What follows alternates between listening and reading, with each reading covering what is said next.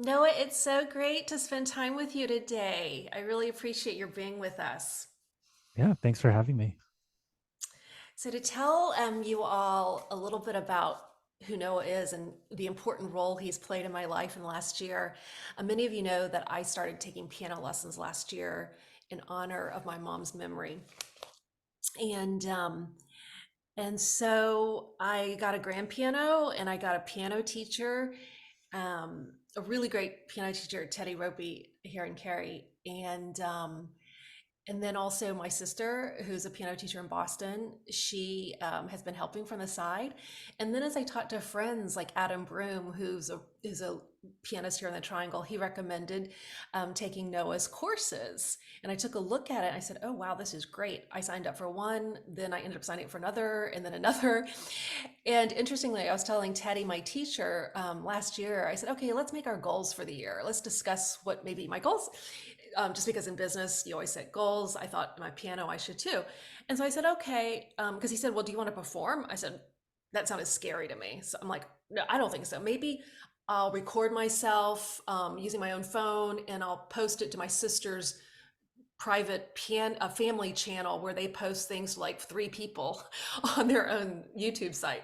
And so we agreed that that was a good goal. Then I ended up not getting even around to doing that. But then I found out about a local performance group, and then Noah teaches about practicing, the psychology of music practicing and also performing.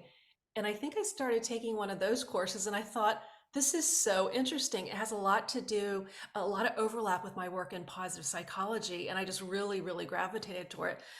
And then he has practicing and performing opportunities with his group. And then I was in this Presto group here. And then before I knew it, I agreed to do a concert a month and a half ago. And everything I learned when I was on stage announcing my pieces, I said, it's possible my being here because of Noah. So I just want to share with the readers of my weekly column a little bit about Noah's work and my story on it. And Noah, I have to thank you that the week before my concert, I think the week or so before we were going to do this interview, and I had this you always talk about epic fail or success. So I had an epic car accident where a buck like dove into the passenger seat of my car and cut itself in half. Anyway, it was a horrific car accident. And so I was canceling a lot of things that week. And so I'm happy to do it this time. And you knew that I had my performance at the end of this week and end of that week. And I don't know if you remember what your suggestion was to me.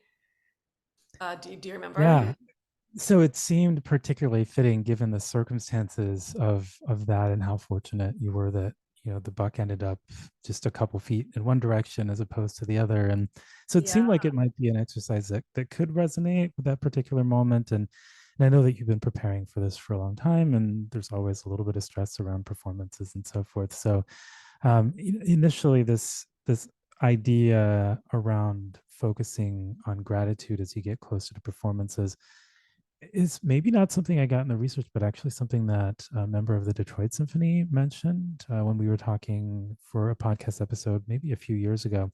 So Sarah Lewis is the assistant principal oboist there, and when she was preparing for her job audition there, she said that one of the ways in which she worked on trying to be less attached to a particular outcome was focusing on gratitude, because that's a real difficult thing, right? Like whether it's an orchestral audition or some promotion or job or presentation, new account that you're trying to get, the longer we work towards it, the more we've invested in it, the more attached we get to this idea of succeeding, winning the game, or winning the audition, getting this account and so forth.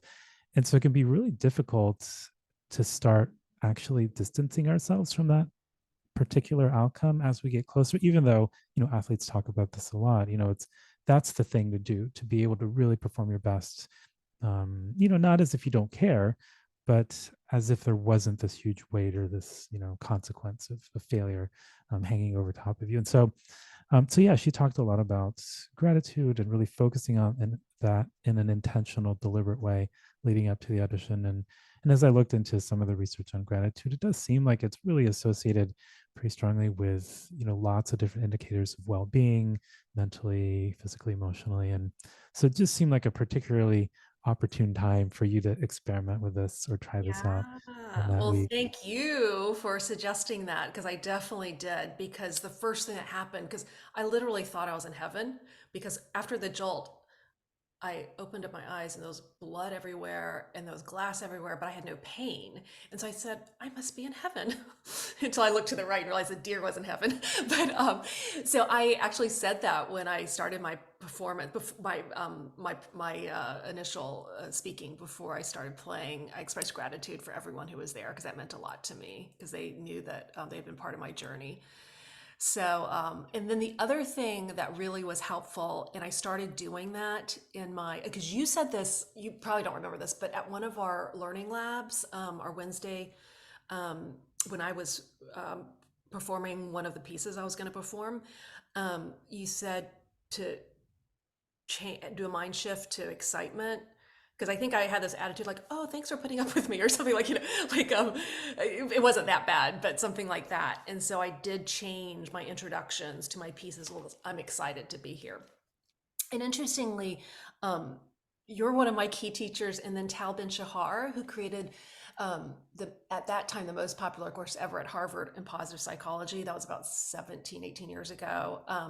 He teaches us a lot about being excited instead of nervous. And it's probably you guys have read the same research about how important that is. So that was the other thing that you helped me weeks before that, which I was already practicing. And so between that and the gratitude, I actually enjoyed performing that concert, which is a huge deal for me because I'm such a newbie.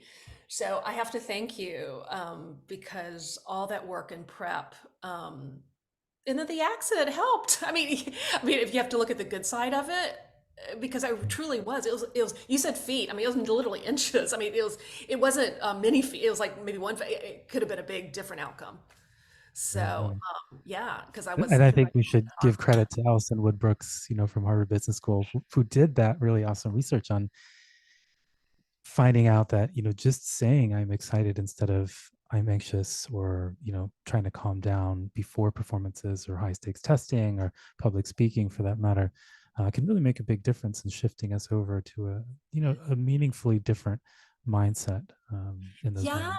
I was so excited because I was reading my HBS bulletin and they had her like as one of the headline things. I said, "That's what Noah taught us," and so then I really dove into understanding that. So it's like the world is all interconnected.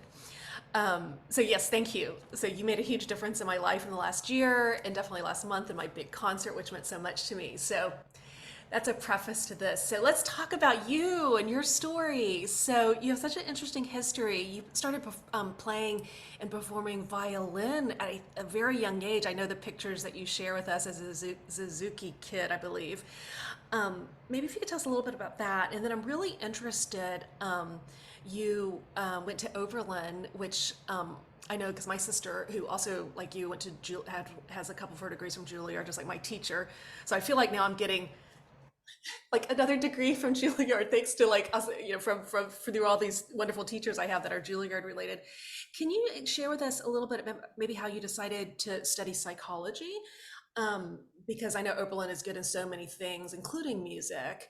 And then maybe a little bit about your path toward that, how you chose that. And then I know you majored in other things. I'd love to learn about your other degrees and what those all mean. How you decided. Sure. So, I mean, neither of my parents were musicians, but I think they had the sort of obligatory piano lessons that a lot of folks in that generation had growing up. But they, didn't just kind of go through the motions. I think they did have fond memories of those experiences, and even if they never became very good, I mean, my dad was only ever good enough to maybe eke out some, Christmas tunes for company work parties if there was no pianist around and so forth. Um, my mom about the same. But when they got married and they moved into their first apartment, one of the first things they got was like a stereo system, record player, receiver, speakers. This is before they had a dining table and a couch. And so their friends were like, I think we need somewhere to sit. We don't need music to listen to. We need a place to sit. So maybe next month you'll get a couch and a dining table, play cards. Next month, the delivery truck arrives and out pops an upright piano, which my parents still have to this day.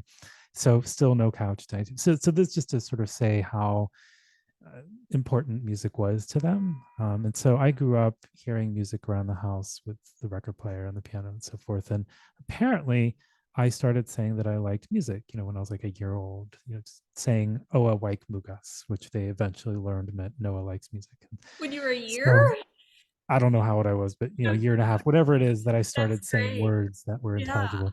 Yeah, yeah. And so my cousins, a few years older, they were based in Ithaca, New York, and were already some of the first guinea pigs in the Suzuki program that was starting up there. And so there was already kind of this groundwork being laid amongst the family for, some understanding of what little kids studying music would look like. And Yeah. so one summer, my mom said, why don't we go there? We'll visit your cousins and we'll try this Suzuki program out. And so that's the photo that you saw at the beginning of the course where I'm, 2.5 learning how to hold a violin and look not super interested in it, but, just tolerating this instruction.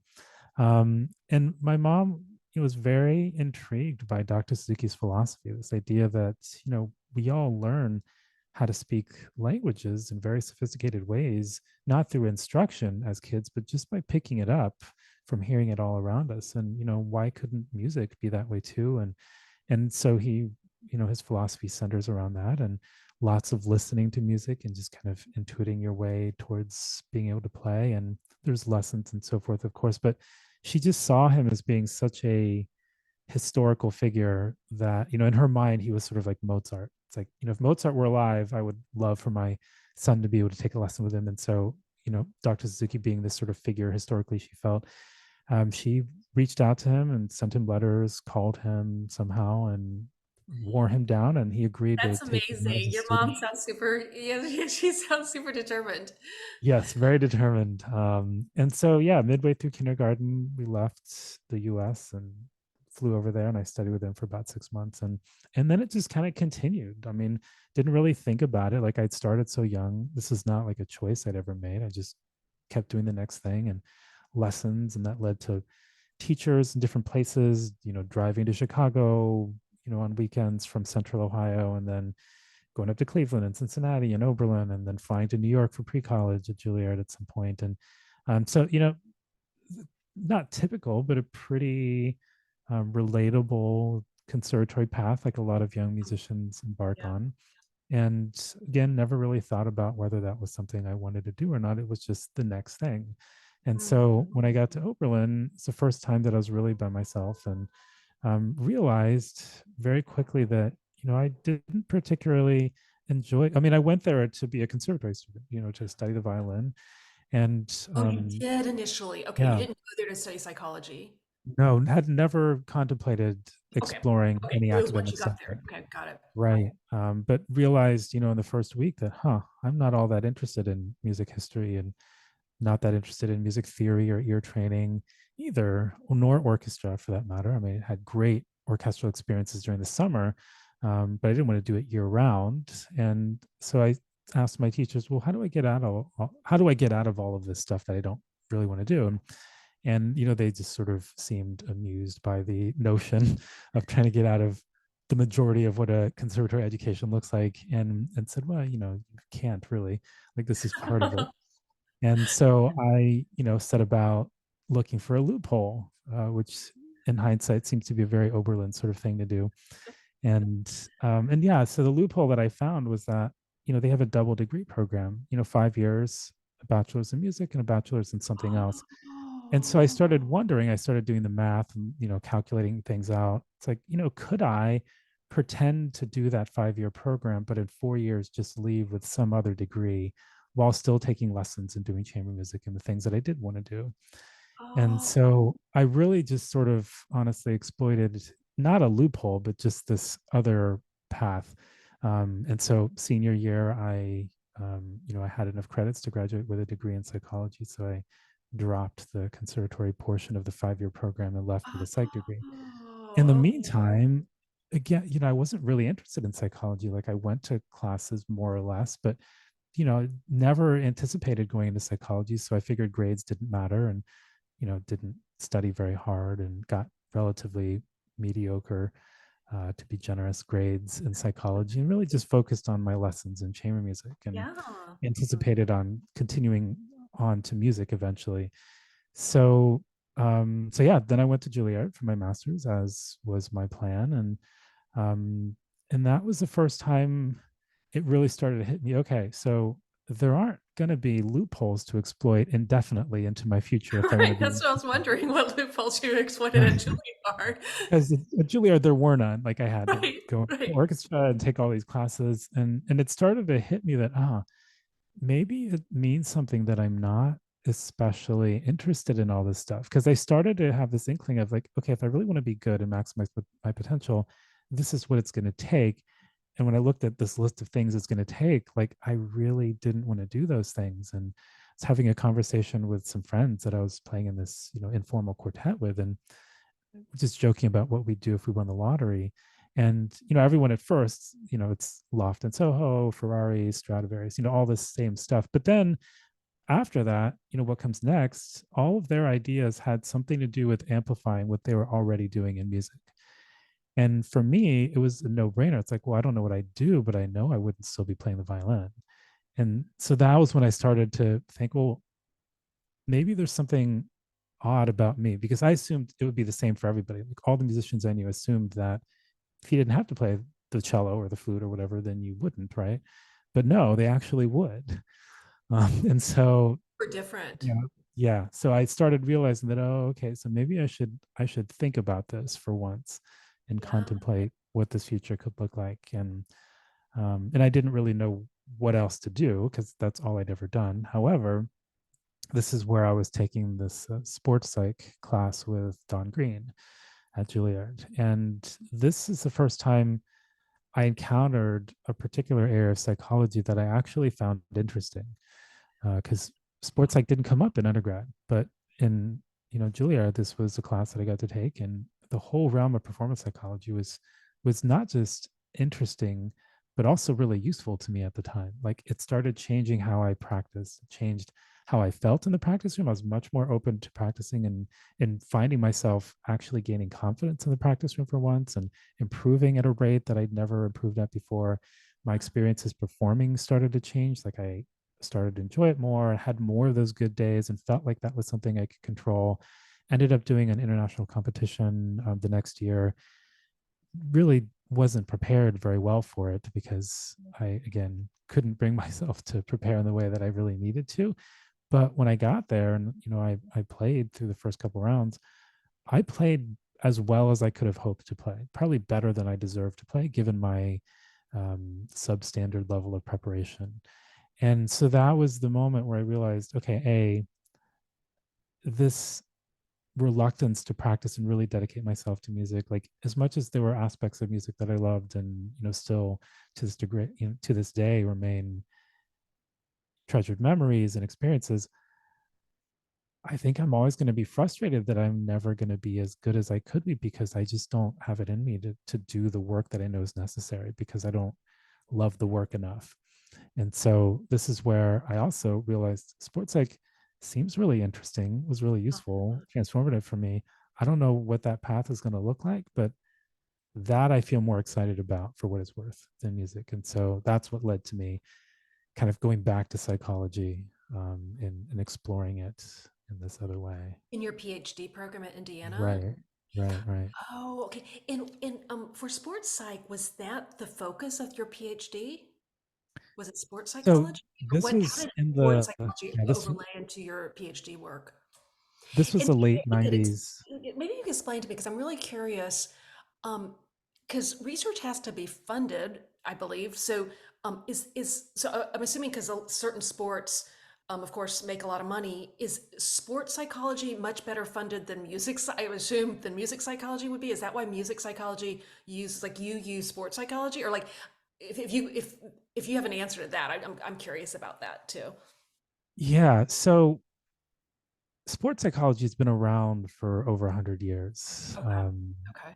and performance science is really, I think, a term that's starting to become used more. And actually, the division 47 of the American Psychological Association is, historically been division of sport psychology or sport and exercise psychology, and that has changed in the last 5-10 years, where it's now, if I'm not mistaken, called something like division of sport, exercise, and performance psychology. So they've broadened Okay.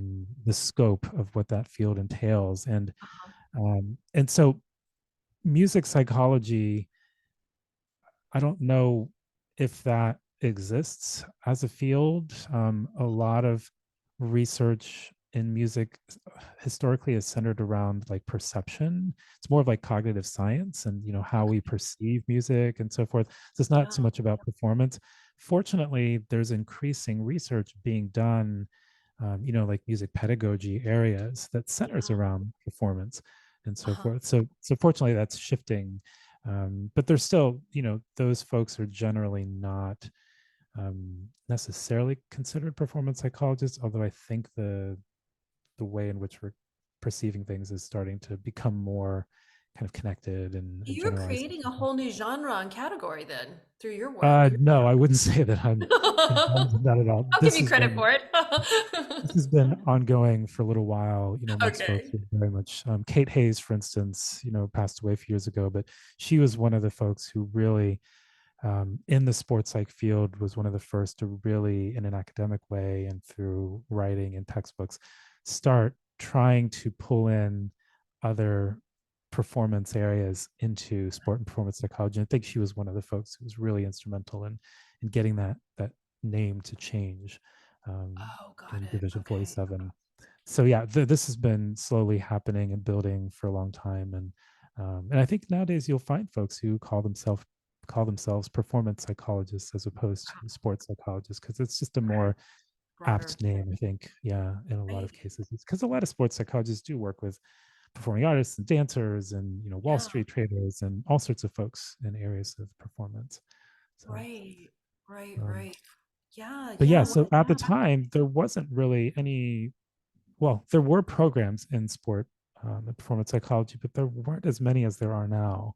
And so the traditional path at that time involved essentially pursuing a PhD in counseling or clinical psychology, and then Right. supplementing that with sport and exercise science, motor learning, kinesiology type classes.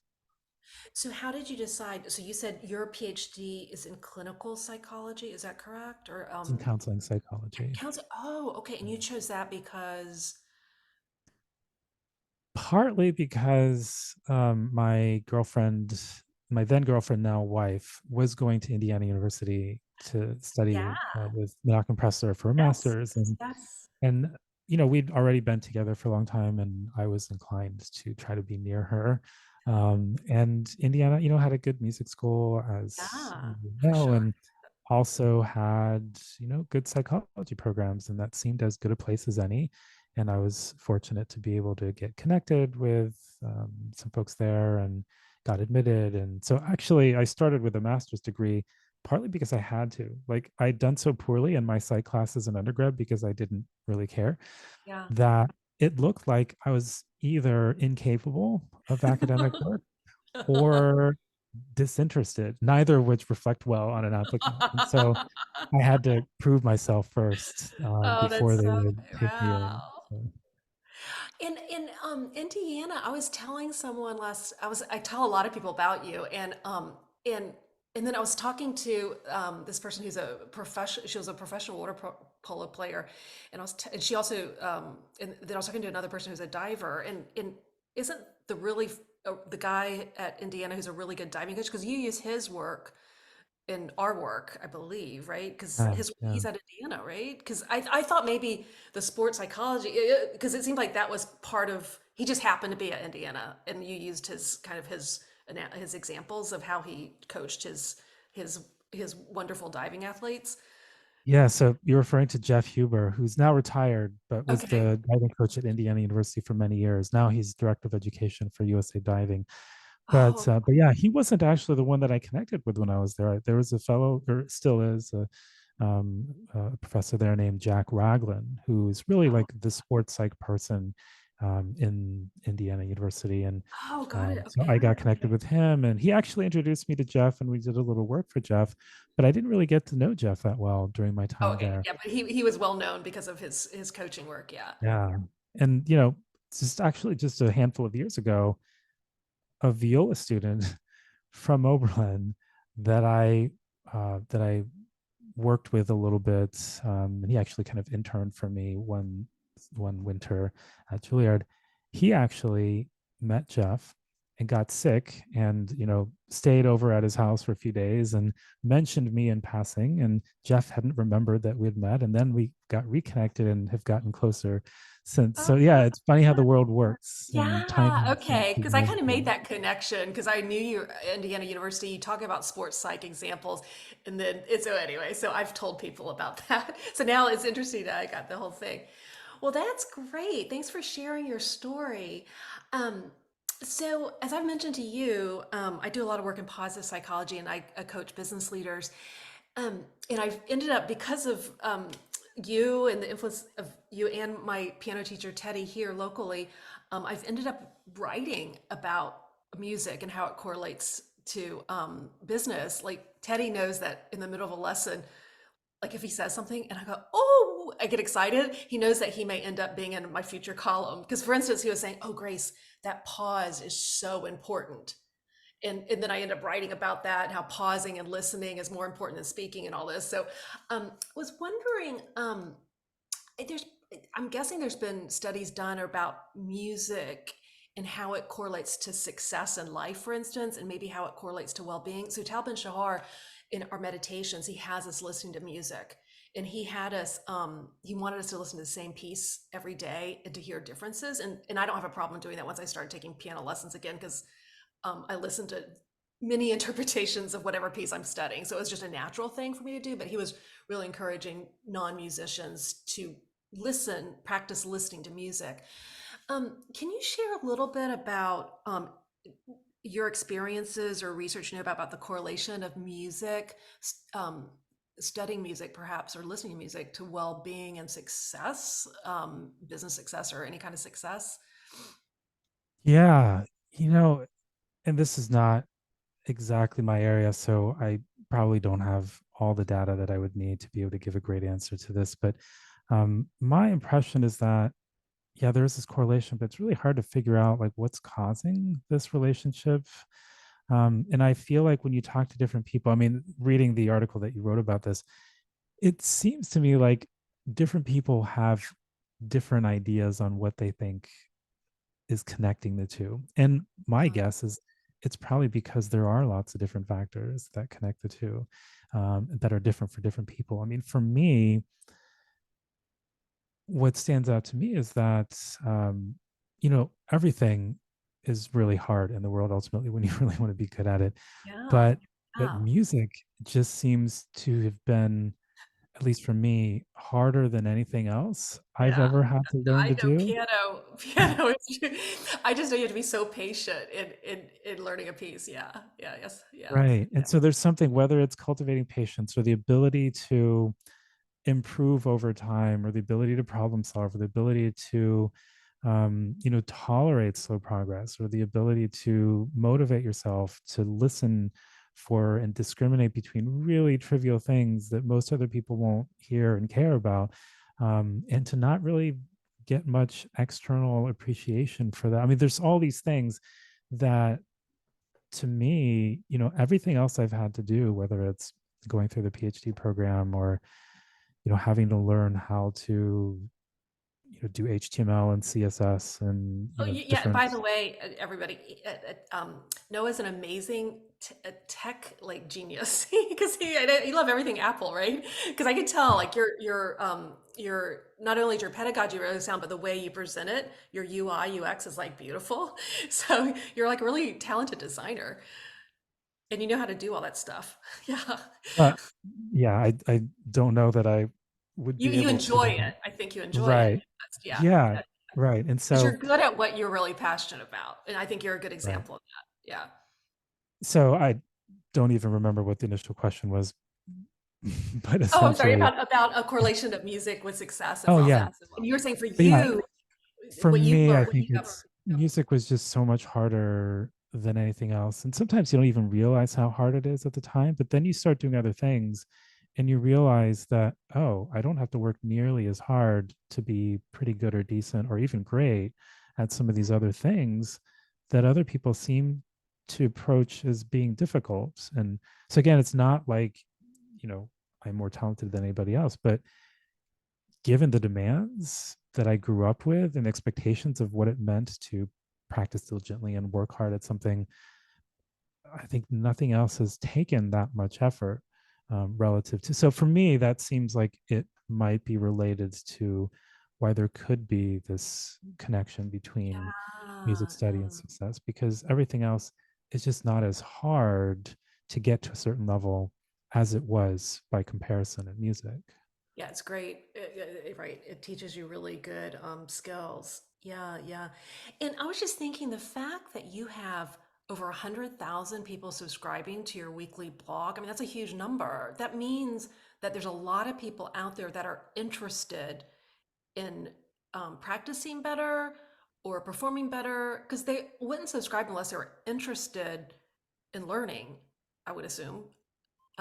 Yeah, well, That's I should clarify that it's more like 45,000 subscribers, and the 100,000 was visitors who come from various oh, but places still, to that's a Ueng lot. and so forth. That's still a lot. Yeah. So, and I know that because you I think send them out on Sunday early morning, and so usually what I do is on my drive to church, it's enough time because actually my drive is probably longer because I think your thing is like 10 or 12 minutes, and it's always part of my the. I look forward to it, and it's so like jam. It's so neatly packed, so much information. So that just shows, I think, that a lot of people are interested in music, which and I saw some of the testimonials on your website. People were saying that it ended up what they learned from you helping them in life.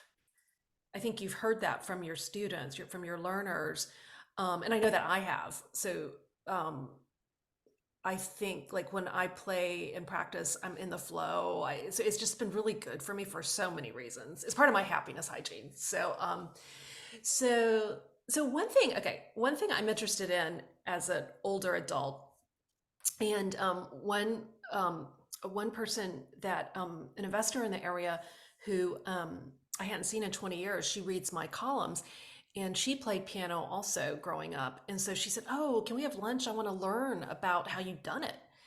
And so um, she and I aren't the only ones. A lot of people want to, like maybe perhaps later in life, like take up music. And so when you look at the 10,000 hour rule, that gets a little daunting for us because I mean, that's a long time. And so I wrote a piece, I did, some backwards math and came up with my 728-hour rule. I kind of like interpolated to make it work for my situation. So in other words, what I was trying to figure out is a way that you could condense that 10,000 hour rule to become good at piano again. And granted, I have a baseline because I studied as a little girl. But and I think in your course, that's kind of, I guess, what you're teaching. I don't, of course, you don't, your marketing isn't that, oh, I'm cutting the 10,000 hour rule to 728, but that's what I want to do. So, are there certain pieces of advice that you have, like given that um, I don't want to wait 10,000 hours to become really, as far as for older people who are taking back up piano, or, yeah, because maybe if they have a bass line on it and they're taking it back up, or how to Yeah. shift Well, that rule as an older person coming back to the music, the instrument. I mean, as you wrote, I think as well, this whole idea of the 10,000 hour rule is more myth than anything else. And honestly, it's more, I think I remember, I can't remember where I read this, but it's for musicians, it's more like 20,000, 25,000 to become. You Okay. know what I mean? So it's such a Okay, large number that back to we your we point shouldn't that even, yeah, okay. we shouldn't even try to aim for that number.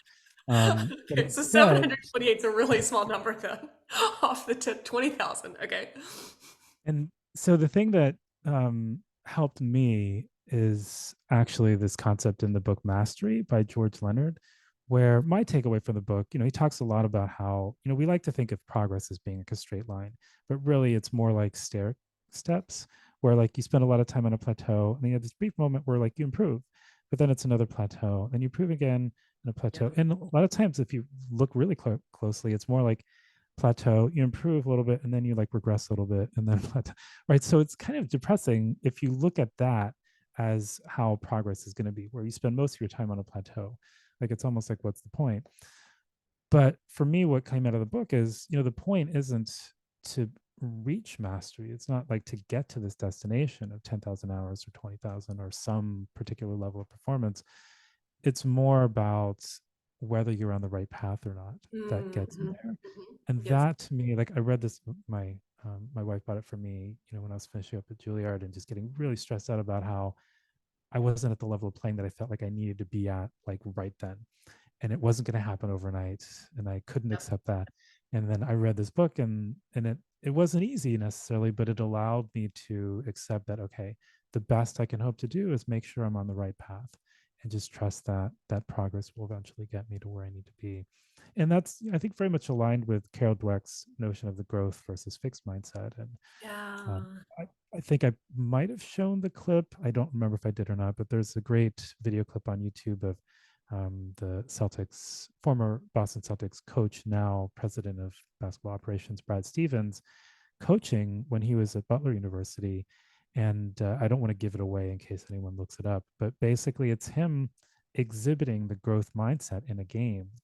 And he talks about how, with the Celtics, his goal has been to um, basically cultivate this culture where their focus is on growth, not trophies, like Okay. relentless growth Yeah. from day to day, season to season, just always improving. And even the current coach, Joe Mazzulla, like you hear him when he talks, like this is embedded in the way that he conceptualizes their season and the coaching and what they do from game to game and within the game. So I do think he's been successful in integrating this into the culture, because if we're able to focus on continuous growth, then it's sort of like we don't have to worry about weighing ourselves on the scale every morning necessarily. Like it's a process. Like there might be days where we appear to regress because we're taking apart something, sort of like cleaning a room. Like it might get messier and less good first before it then kind of comes together again in a better way and levels up. And I think if we have that focus on growth, we can make experiments part of our daily practice and try things that may not work and see how it changes things over time. And I mean, even the mere fact that you can't tell how good today's practice was until you wait until tomorrow to see how much is stuck. I mean, like even that, Yeah. Yeah. Yeah. can be Yeah. difficult to live with. So, Yeah. so I yeah, love my this my exercise. shortcut Yeah. to This. Yeah. to Too. shortening the 10,000 hour rule is to not even worry about the 10,000 hours and focus Yeah. more on seeing if you can The pro- practice Yeah, I effectively. Yeah. love that because it goes back to what entrepreneurs classically say is to enjoy the journey, not worry about reaching the top. Because then when you're at the top, because the elevated level of happiness, it's very temporary. And then because of the hedonic treadmill, because of the way we're wired, you'll just want to do the next thing. So you really have to focus on enjoying that journey. And I think that's similar to what you're saying is because I tremendously now looking back, I enjoyed the journey of getting ready for my concert. So now I'm thinking I want to have another opportunity so I can have that journey and that is what's enjoyable, like doing the learning labs with you. And then over the Thanksgiving holidays, I went back and looked at all my pictures and videos for the year. And I came up with the ones where you had us like record every morning a little clip we were doing. And one of those, the clip I was doing, I performed the piece last month. And I was horrible. Like this was a few months earlier because you just had us, just focus on. And so I just thought, wow, well, in 5 months, I really progressed a lot and it was very diligent practice. Thanks to a lot of and a lot of the exercises you did, I'm sure accelerated. I'm going to think that cut down the number of hours because I learned not to mindlessly practice thanks to you. Because it's very easy to fall into, like just check the hours versus like Yeah. smart practice. Right. Yeah. Right. Yeah. Yeah. I mean, Yeah. Yeah. So that's really, I think I like that about focusing on the growth mindset versus kind of the end destination. I think one of the things that would be, if I could go back in time and if I would even listen to myself, younger version of me. I think we overuse the word practice without really defining what that means, right? I mean, that was one of the first things we talked about in the course, just like what does effective practice actually look like? And effective practice for most people doesn't look anything like what we do and call practice. Like what we generally do and call practice is just repeating something over and over until it sort of intuitively gets better through trial and error, but without really taking much time to reflect on what just happened and what changed. Sort of, I mean, I think a clear example of this is shooting a basketball. If you just shoot 100 shots, maybe you loosely keep track of which ones go in or not, but the ones that don't go in, if you don't take a moment to reflect on which direction it went, like did it go left or right or short or too long, or like, and why did that happen, right? Was it something with your release or with your elbows, or I don't know enough to articulate the mechanics of shooting a basketball, but I don't think that happens a lot. It's just, oh, I'm kind of in a zone or I'm on a roll, like I'm getting a bunch in a row. Good. That means my body has somehow found the solution to this particular motor problem. Maybe I'm good. But then that doesn't inspire a lot of confidence when you go into a game or a critical situation. Like Right. knowing that you know how to shoot a free throw and can do it on command feels very different. But that requires a different approach and a different mindset during everyday's practice that is effortful, more gratifying, but also more effortful, and not something that I think we necessarily do intuitively. I think the most intuitive thing to do is just put a bunch of repetitions into something and hope Yeah. that we somehow get better. Yeah. Yeah. Yeah. Yeah. Very interesting. And what about visualization? That's something I know that in sports psychology, they coaches, and then they have sports psychologists who work with athletes on visualization. How do you think that applies to musicians? I don't know this for sure, but I feel like this is something that maybe more musicians already do somewhat, um, some degree of, just because part of when we practice involves having somewhat of a goal for what we want something to sound like. We listen to lots of recordings anyway, and we already kind of have this template in our head for what we think something should sound like, and maybe it's not as clear often as it should be or it needs to be, but I do suspect that a lot of musicians, without realizing it, are probably hearing things in their head a lot and imagining things and trying out different fingerings, perhaps, and so forth. um, I, may not be universal, but I do think some of that's happening. So when I talk about visualization with a lot of musicians, uh, it doesn't seem to me that it's as foreign a concept as it can be sometimes in other circles. So there, so I'm wondering, so as far as the different senses, they may be listening more than seeing, like Right. visualizing, because when I listen to all the different interpretations, sometimes I watch how the musicians um, present themselves. And I'm a pianist, so do you think like visualizing using your like what you're seeing is different than like auditory? Because you could be Yeah. listening, or do you think Yeah. visualization can mean like the whole, like more than just seeing? Or am I Right, like right. totally So saying for about for a this? lot of musicians, yeah, for a lot of musicians, it's going to be at least three senses, right? It's going to be hearing, obviously, what it is that you want Right, out of right, your instrument. It's also going to be seeing to a degree, and it depends on what instrument you play as well. Like, so for instance, a right. pianist or a harpist might be much more engaged with what they're seeing Yeah, than a flutist, for instance. right, right, right. And then also the kinesthetic sense, right? Like trying to remember how things feel on a good day. Like are your Yeah, shoulders up to here or are they down and relaxed? Like how much tension is there in your left yeah. hand? What does the bow weight feel like? Like trying to remember, so trying to engage in at least those three senses is an important part of making sure that the mental practice that you're doing is actually going to be useful and effective. Yeah, yeah, yeah. Um, well, I could ask you things for a long, long time, but maybe just to wrap up, I know you do. Maybe you could talk a little bit about. Well, so I know Noah through Bulletproof Musician, but I know you do other things. Maybe you want to talk a little bit about that, and then if people are who are listening are interested in knowing more, maybe if you could maybe direct them to how to learn more about what you do. Yeah, well. Since 2009, I've had this blog, and in the last few years, it's turned into a podcast as well. And everyone's preferred method of consuming information seems to be changing so much nowadays that now it's going in the direction of video. So perhaps there will be a video component at some point as well. But for now, I think the best place to find me is just bulletproofmusician.com.